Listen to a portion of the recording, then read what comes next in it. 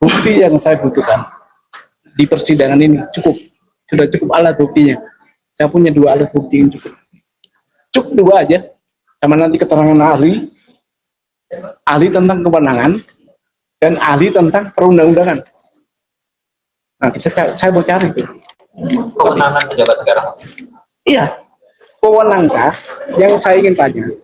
KPU itu kewenangan nggak? Ada kewenangan nggak untuk mensamakan pendidikan seseorang? Oh, Itu saya akan tanya. Kalau punya, kalau menurut Undang-Undang Administrasi Pemerintah, kewenangan itu diberikan bersifat atribusi, distribusi, atau delegasi. Nah, di mana? Diatur di mana tuh? KPU itu mendapatkan kewenangan tidak, maksudnya KPU? Tidak ada kewenangan Yang untuk memberikan kewenangan siapa? nggak ada, karena undang-undang nggak minta. Undang-undang nggak minta. Nggak minta penyetaraan, tapi sederajat yang diminta. Sekarang gini, nggak usah saya tanya aja. Maksudnya undang-undang sekolah lain yang sederajat menurut Bapak apa? STM, Madrasah Aliyah, Itu disebut. SMA disebut, Aliyah disebut. Nah, artinya sederajat itu yang tidak disebut oleh pasal itu kan, tapi sederajat apa? STM, SMK, pakai C, nah itu sederajat. Kalau ijazah luar negeri namanya penyetaraan.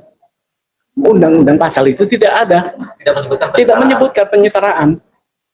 Oke lah, oke, boleh disetarakan. Sekarang siapa yang punya kewenangan? Dirjen Dikti kalau nggak salah. Tapi kewenangan penyetaraan itu untuk melanjutkan sekolah yang lebih tinggi.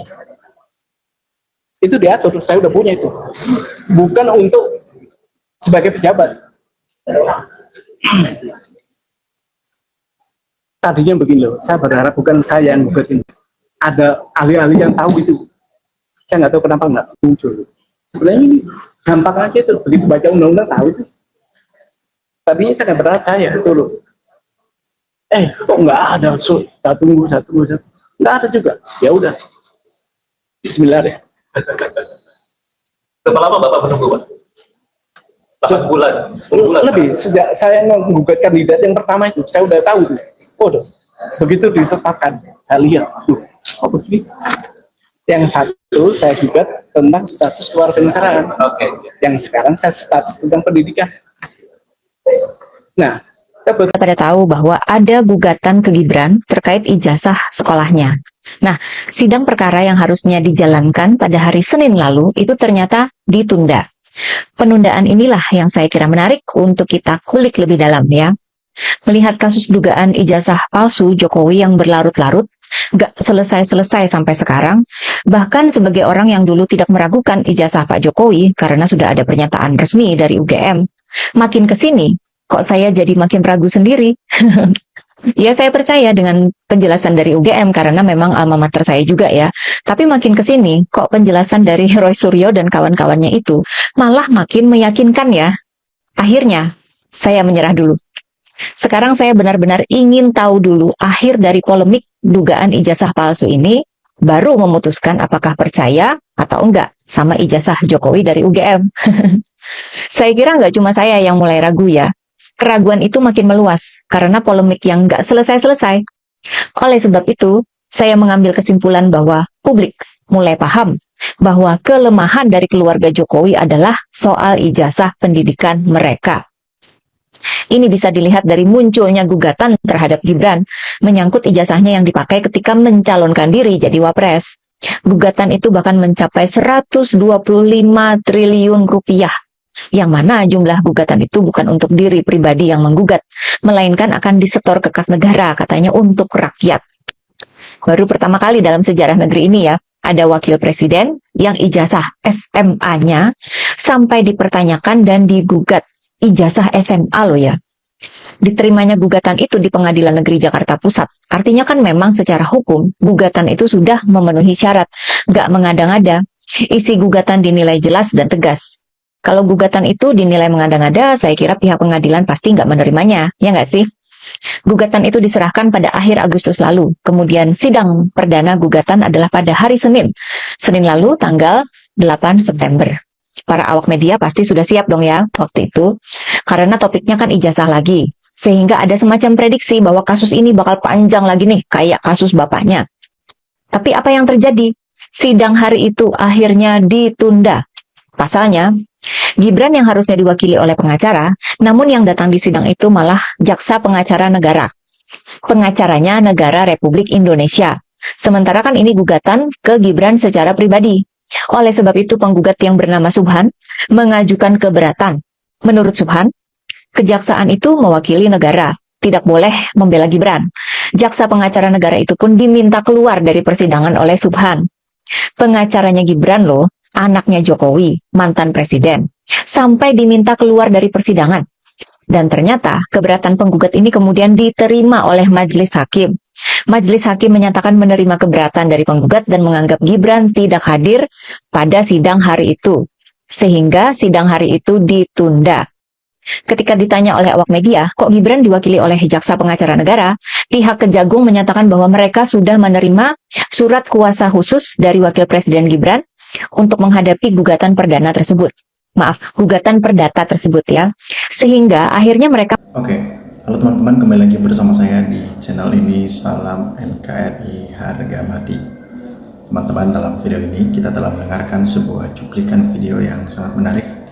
Dan ini keputusan-keputusan yang memang kerap kali membuat kita sebagai masyarakat Indonesia perlu untuk mengetahui hal ini seperti ini. Kemarin sidang wakil presiden itu sesuatu kegiatan yang dimana siapa yang benar, siapa yang memang benar-benar memberikan hoax, dan data siapa yang begitu valid. Tetapi Gibran Raka Buming Raka, wakil presiden, tidak mengindahkan panggilan dari pengadilan. Malah ia mengirim begitu banyak pengacaranya, seakan-akan dia menunjukkan bahwasanya dia wakil presiden dan tidak dapat diganggu. Layaknya kalau ada kasus seperti itu, pada dasarnya dia harus menonaktifkan atau tidak menggunakan jabatannya sebagai wakil presiden dan akan mengikuti pengadilan. Gibran yang memang tidak mau kalah sehingga dia memanfaatkan hal itu. Inilah yang selalu dikritik keras oleh masyarakat Indonesia. Kenapa Gibran masih seperti itu dan tak mau untuk mengikuti persidangan? Ini sama halnya bapak sama anak sama-sama saja. Buah jatuh tidaklah jauh dari pohonnya. Peribahasa bapak dan anak sama saja, sami mawon, yang gak ada bedanya masalah ijazah nih. Bapaknya Joko Widodo diduga ijazahnya palsu, artinya tidak pernah kuliah dan tidak lulus. Gibran juga begitu, diduga juga bahwasanya ijazah Gibran palsu. Lucu sekali, bapak sama anak memiliki rekam jejak dan track record yang begitu buruk dan tidak enak didengar, apalagi ijazah-ijazah mereka yang tak mampu untuk ditunjukkan keasliannya.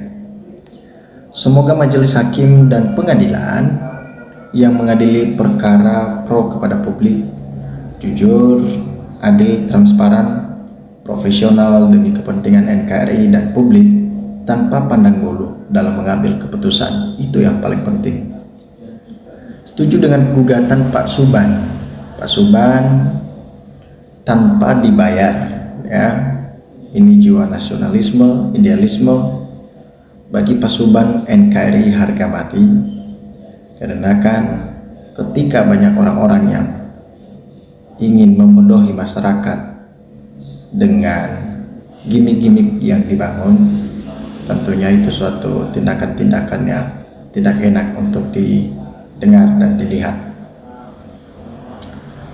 Setuju dengan gugatan Pak Subhan, penggunaan ijazah palsu oleh pejabat publik harus dihukum dengan sanksi berat. Memang begitu, karena apalagi kalau dia sempat menikmati hasil dari melakukan hal tersebut.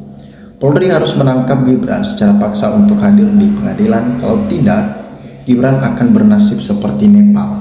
Bisa saja hal seperti itu terjadi.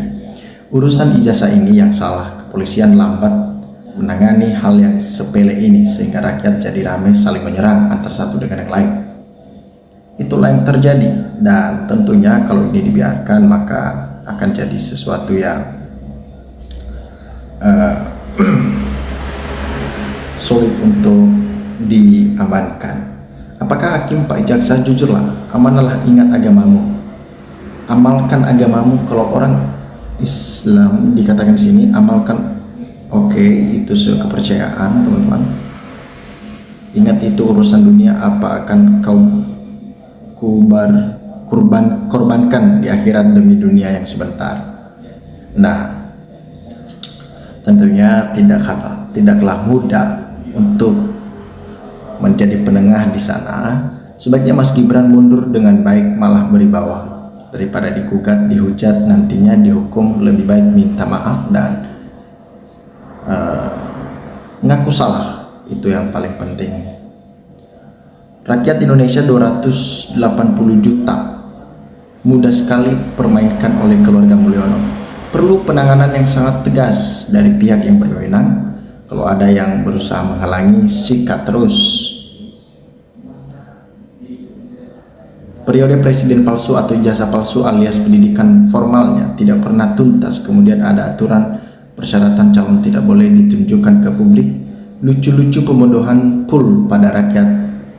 Vironisme. Pemerintahan sekarang harusnya punya taring hakim dan jaksa. Harus amanah karena wakil pertama yang masuk neraka adalah hakim. Hakim yang tidak jujur dan menerima suap. Oke. Nah, teman-teman, terlepas dari apa yang terjadi, harapan kita adalah bagaimana terwujudnya suatu nilai-nilai yang terbaik ke depan. Silakan berikan tanggapan teman-teman di dalam kolom komentar ini sehingga kita dapat bertukar pikiran antar satu dengan yang lain lewat kolom komentar ini. Terima kasih teman-teman. NKRI harga mati.